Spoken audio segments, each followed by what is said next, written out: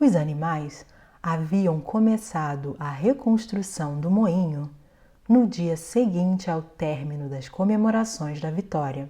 Ele se recusou a tirar um dia de folga sequer do trabalho e fez questão de não deixar que os outros vissem como estava sofrendo. À noite, ele admitiu para Esperança que o casco incomodava muito. A Esperança tentou tratar o casco com uma pasta que ela preparava mastigando ervas, e tanto ela quanto Benjamin incitaram Golias a trabalhar menos. Os pulmões de um cavalo não duram para sempre, ela lhe disse, mas isso entrou por um ouvido de Golias e saiu pelo outro. Tinha, segundo ele mesmo, apenas uma ambição na vida: ver a construção do moinho bem avançada antes de chegar à idade de se aposentar. No início, quando as leis da Fazenda dos Animais foram formuladas pela primeira vez, a idade de aposentadoria havia sido fixada aos 12 anos para cavalos e porcos, aos 14 anos para vacas, aos 9 para os cães, aos 7 para as ovelhas e aos 5 para as galinhas e os gansos. Tinham combinado pensões generosas para aposentados por velhice. Até agora, nenhum animal havia realmente se aposentado e usado o benefício, mas o assunto era cada vez mais discutido recentemente. Agora que o pequeno campo depois do pomar havia sido reservado para a cevada, havia rumores de que um canto do grande pasto seria cercado e transformado em um pasto para animais aposentados. Diziam que a pensão de um cavalo seria de 2 quilos de milho por dia e 7 quilos de feno no inverno, além de uma cenoura ou até, quem sabe, uma maçã nos feriados públicos. Golias faria 12 anos no final do próximo verão. Enquanto isso, a vida era difícil. O inverno estava tão frio quanto o último e a comida era ainda mais escassa. Mais uma vez, todas as rações foram reduzidas, exceto as dos porcos e dos cães. Igualar a quantidade de ração entre todos os animais, explicou Berro, seria contrário aos princípios do animalismo. De qualquer forma, ele não teve grandes dificuldades para provar aos outros animais que, na realidade, eles não tinham escassez de alimento, por mais que parecesse que sim.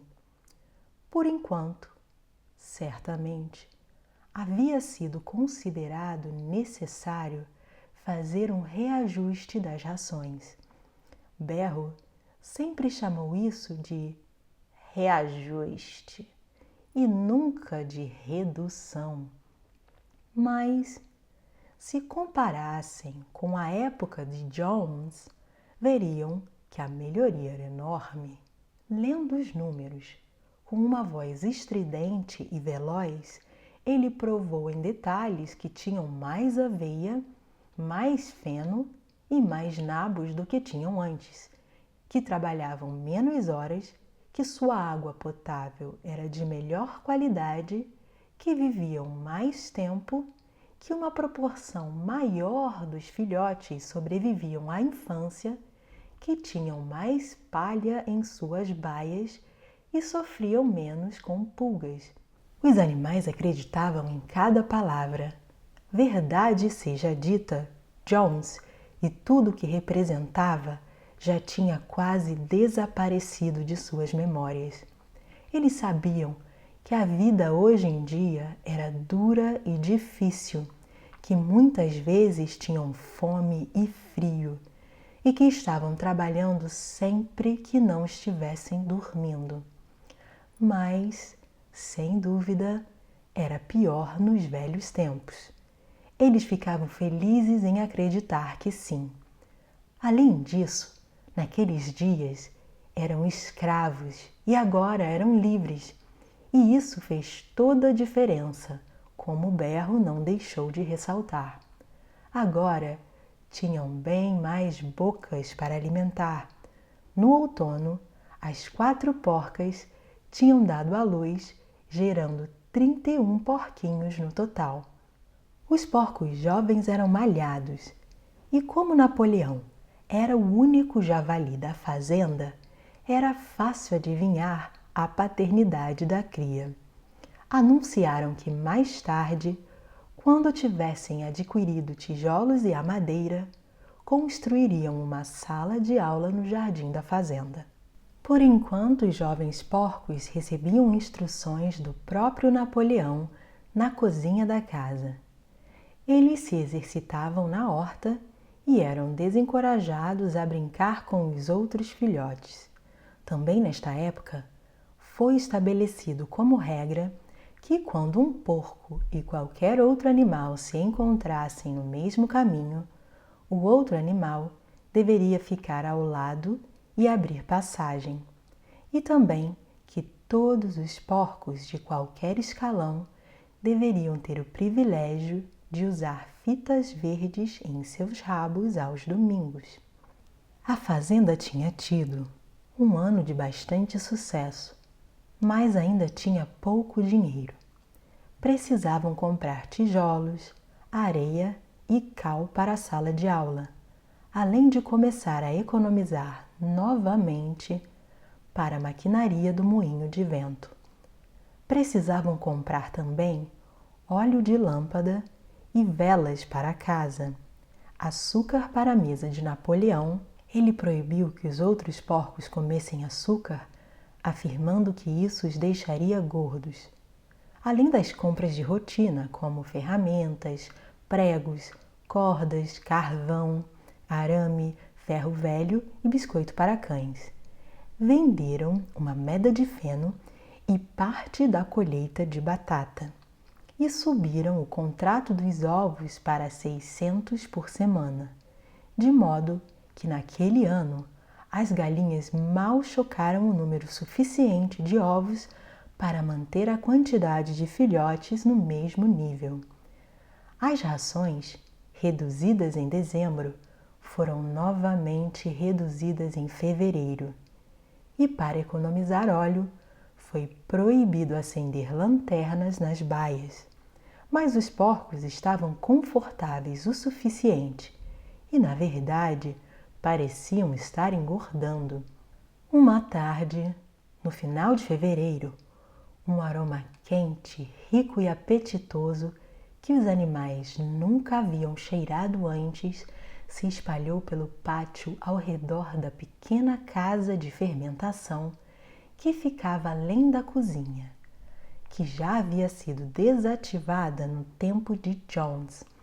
Além disso, alguém disse que era cheiro de cevada cozida. Os animais farejavam o ar com fome e se perguntavam se um purê quente estava sendo preparado para seu jantar. Mas nenhum purê quente apareceu, e no domingo seguinte foi anunciado que a partir de agora toda a cevada seria reservada para os porcos. O campo, além do pomar, já havia sido semeado com cevada, e logo veio a notícia de que cada porco receberia agora uma ração de 1 litro de cerveja diariamente, além de meio galão para o próprio Napoleão, que o bebia na terrina de sopa de louça fina da Royal Crown Derby. Mas, se havia dificuldades a serem suportadas, elas acabavam sendo compensadas pelo fato de que a vida tinha mais dignidade agora do que antes. Havia mais canções, mais discursos, mais procissões. Napoleão havia ordenado que uma vez por semana fosse realizado algo chamado demonstração voluntária, cujo objetivo era celebrar as lutas e triunfos da fazenda dos animais. Na hora marcada, os animais deixariam seu trabalho e marchariam em torno das instalações da fazenda em formação militar, com os porcos à frente, seguidos pelos cavalos, pelas vacas, ovelhas e aves. Os cães circundariam a procissão e os galos pretos de Napoleão liderariam a fila.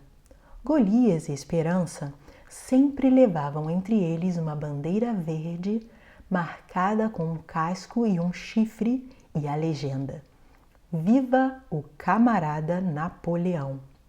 Em seguida, havia a recitação de poemas compostos em honra de Napoleão, um discurso de berro com detalhes dos últimos aumentos na produção de alimentos e, ocasionalmente, um disparo de arma. As ovelhas eram as mais devotas da demonstração voluntária, e se alguém reclamasse, como alguns animais às vezes faziam quando não havia porcos ou cães por perto, que elas desperdiçavam tempo e significavam ficar de pé no frio, as ovelhas com certeza gritariam o clássico: 4 patas bom, 2 patas ruim. Mas, de modo geral, os animais apreciavam essas comemorações. Eles acharam reconfortante lembrar que, no fim das contas, eles eram seus próprios mestres e que o trabalho que faziam era em benefício próprio. E as canções, as procissões, as listas de produtividade de berro, o estrondo da arma, o canto do galo e o tremular da bandeira fazia com que eles pudessem esquecer que suas barrigas estavam vazias, pelo menos por parte do tempo. Em abril, a Fazenda dos Animais foi proclamada uma república e tornou-se necessário eleger um presidente. Havia apenas um candidato, Napoleão, que foi eleito por unanimidade. No mesmo dia, foi divulgado que novos documentos haviam sido descobertos, revelando mais detalhes sobre a cumplicidade de Bola de Neve com Jones. Parecia que Bola de Neve não só havia tentado fazer com que os animais perdessem a batalha do estábulo por meio de um estratagema, como os animais haviam imaginado anteriormente, mas também tinha lutado abertamente do lado de Jones. Na verdade, era ele quem tinha sido o verdadeiro líder das forças humanas e tinha proferido as palavras "Viva a humanidade!" durante a batalha. As feridas nas costas de Bola de Neve, que alguns dos animais ainda lembravam ter visto, tinham sido infligidas pelos dentes de Napoleão. Em meados do verão, o corvo Moisés reapareceu repentinamente na fazenda, após uma ausência de vários anos. Ele permaneceu bastante inalterado, ainda não trabalhava e ficou falando, como sempre, sobre a montanha doce de açúcar. Ele se empoleirava em um toco, abanava suas asas negras e falava de hora em hora com qualquer um que ouvisse. Lá em cima, do outro lado daquela nuvem escura ali, lá em cima da montanha doce de açúcar, lá em cima, camaradas, ele dizia solenemente, apontando para o céu com seu grande bico. Lá em cima, do outro lado daquela nuvem escura ali, lá em cima está a montanha doce de açúcar, aquele lugar feliz onde nós, pobres animais, descansaremos para sempre de nosso trabalho. Ele até alegou ter estado lá em um de seus voos mais altos e ter visto os campos infinitos de trevo e os pedaços de bolo de linhaça e açúcar crescendo em árvores. Muitos dos animais acreditavam nele. No momento, suas vidas eram, assim achavam, cheias de fome e trabalho. Não era certo e justo que um mundo melhor existisse em outro lugar? Uma coisa que era difícil de entender era a atitude dos porcos para com Moisés. Todos eles declararam desdenhosamente que suas histórias sobre a montanha doce de açúcar eram mentira, e ainda assim permitiam que ele permanecesse na fazenda sem trabalhar, com uma mesada diária de um pouco de cerveja. Depois que seu casco sarou, Golias trabalhou mais do que nunca. Na verdade, todos os animais trabalharam como escravos naquele ano. Além do trabalho regular da fazenda e da reconstrução do moinho de vento, havia a escola para os porcos jovens que foi iniciada em março. Às vezes era difícil superar as muitas horas com pouca comida, mas Golias nunca vacilou. Em nada do que ele fazia ou dizia havia qualquer indício de que sua força não era mais a mesma de antes. Apenas sua aparência estava um pouco alterada. Seu pelo era menos brilhante do que costumava ser, e suas grandes pernas pareciam ter encolhido. Os outros diziam: o Golias vai voltar ao peso normal quando a grama da primavera chegar. Mas a primavera chegou e ele não engordou nem um pouco. Às vezes, na encosta que levava ao topo da pedreira, quando ele se apoiava com seus músculos contra o peso de algum pedregulho grande, parecia que nada o mantinha em pé além da vontade de continuar. Em tais momentos, dava para ver seus lábios formando as palavras: "Vou trabalhar mais." Mas ele não tinha mais voz. Esperança e Benjamim o advertiram mais de uma vez para cuidar de sua saúde, mas Golias não prestou atenção. Seu aniversário de 12 anos estava se aproximando. Ele não se importava com o que aconteceria, desde que um bom estoque de pedras fosse acumulado antes que ele entrasse na aposentadoria. No final de uma noite de verão, um rumor repentino de que algo havia acontecido com Golias correu pela fazenda. Ele tinha saído sozinho para arrastar uma carga de pedra até o moinho de vento. E é claro que o boato acabou se mostrando verdadeiro. Alguns minutos depois, 2 pombos vieram correndo com a notícia: Golias caiu! Ele está deitado de lado e não consegue se levantar. Cerca da metade dos animais da fazenda correu para o morro onde estava o moinho de vento. Ali estava Golias, caído entre os eixos da carroça, seu pescoço esticado, incapaz até mesmo de levantar a cabeça. Seus olhos estavam vidrados e seu corpo estava molhado de suor. Um jato de sangue fino saiu de sua boca. Esperança caiu de joelhos ao seu lado. Golias! Gritou. Como você está? Meu pulmão! Disse Golias em voz fraca. Mas isso não importa. Acho que você vai conseguir terminar o moinho sem mim. Há um bom estoque de pedras acumuladas. Eu tinha apenas mais um mês de trabalho de qualquer forma.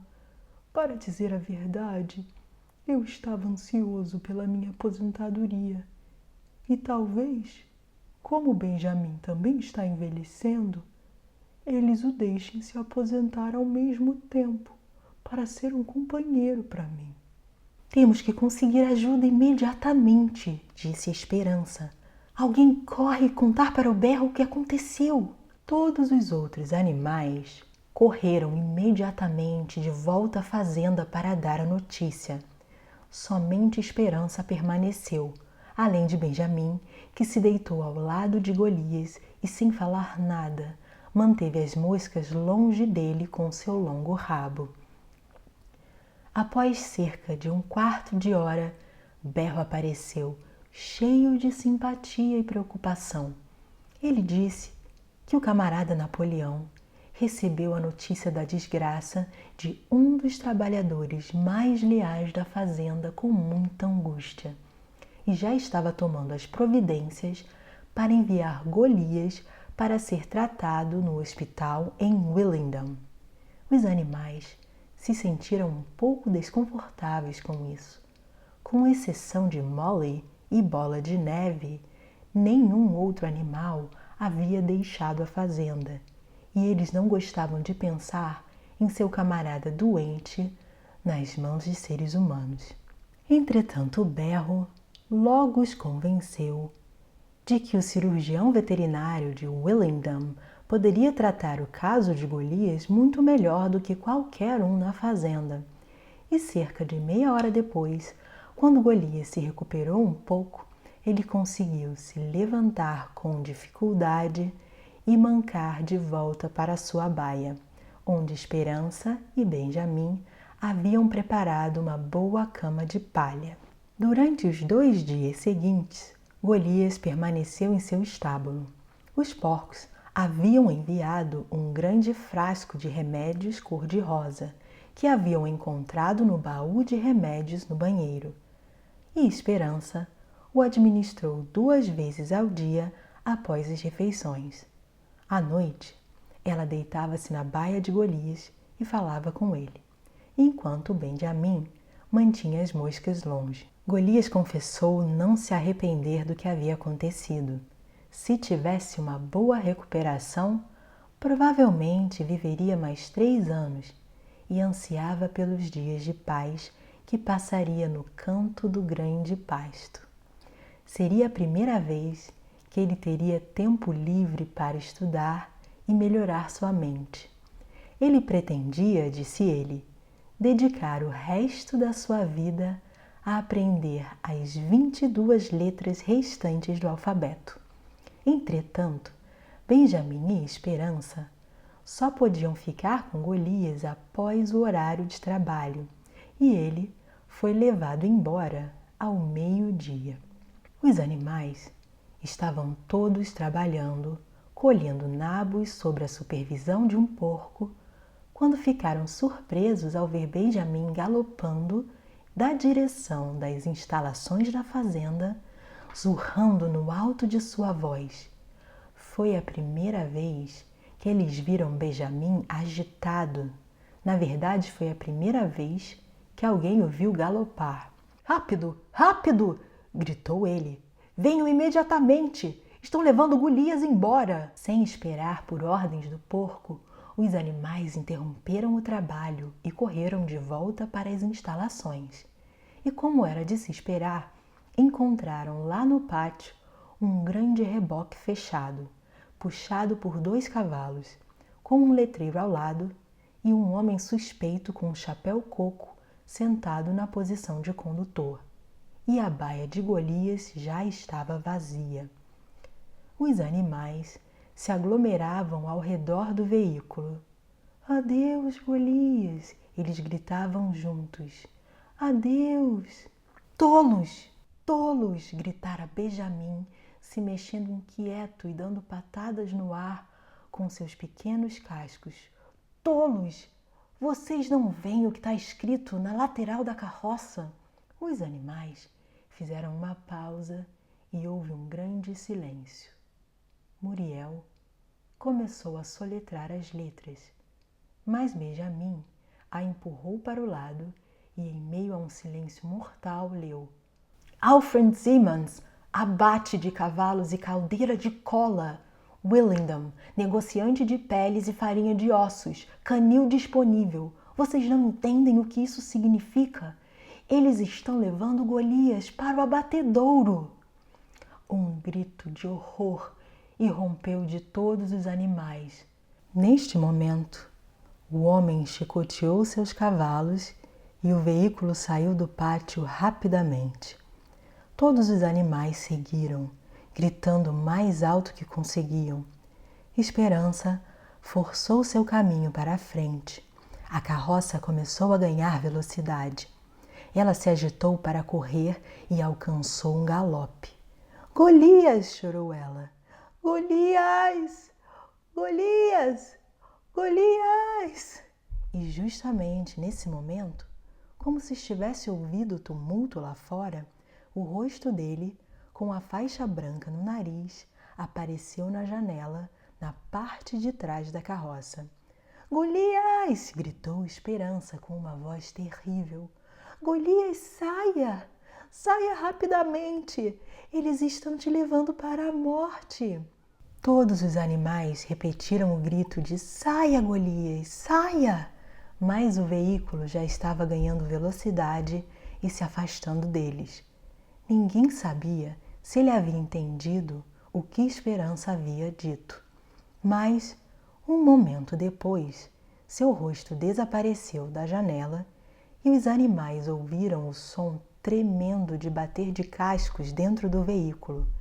Ele estava tentando dar um chute para fora. Havia uma época em que alguns pontapés dos cascos dele teriam facilmente esmagado a carruagem, mas infelizmente sua força o havia deixado. Em poucos momentos, o som dos cascos de bater tambores ficou mais fraco e morreu. Em desespero, os animais começaram a pedir para os 2 cavalos que puxavam a carroça para que parassem. Camaradas! Camaradas! Gritaram eles. Não levem seu próprio irmão para a morte! Mas eles eram brutos e estúpidos, ignorantes demais para perceberem o que estava acontecendo. Apenas taparam seus ouvidos e aceleraram seus ritmos. O rosto de Golias não apareceu mais na janela. Alguém pensou tarde demais em correr na frente da carruagem e fechar o portão de 5 grades, mas a carruagem já havia passado por ela e desaparecido rapidamente pela estrada. O Golias nunca mais foi visto. 3 dias depois, foi anunciado que ele havia morrido no hospital em Willingdon, apesar de ter recebido toda a atenção que um cavalo poderia ter.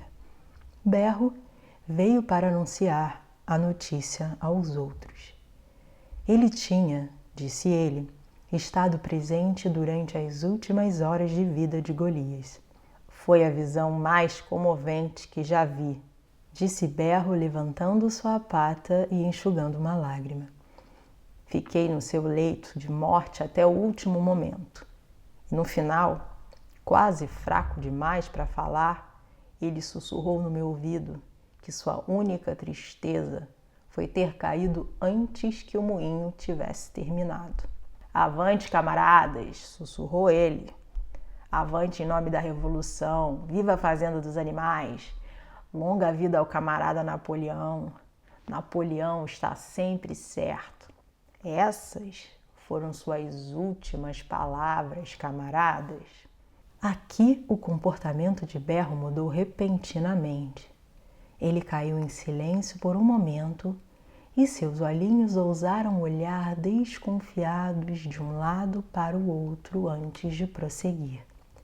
Tinha chegado ao seu conhecimento, disse ele, que um rumor tolo e perverso havia circulado no momento da remoção de Golias.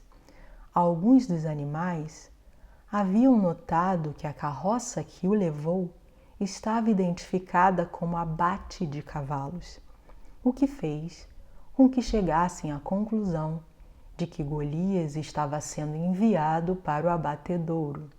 Era quase inacreditável, disse Berro, que qualquer animal pudesse ser tão estúpido.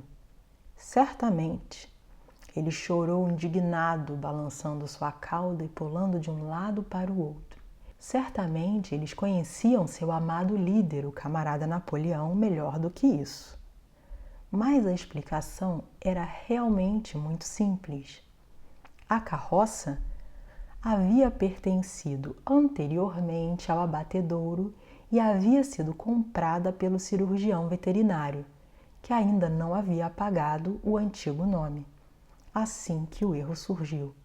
Os animais ficaram imensamente aliviados ao ouvir isso, e quando Berro passou a dar detalhes explícitos do leito de morte de Golias, dos cuidados admiráveis que ele havia recebido e dos medicamentos caros pelos quais Napoleão havia pago, sem pensar no custo, suas últimas dúvidas desapareceram e o pesar que sentiram pela morte de seu camarada foi suavizado pelo pensamento de que pelo menos ele havia morrido feliz.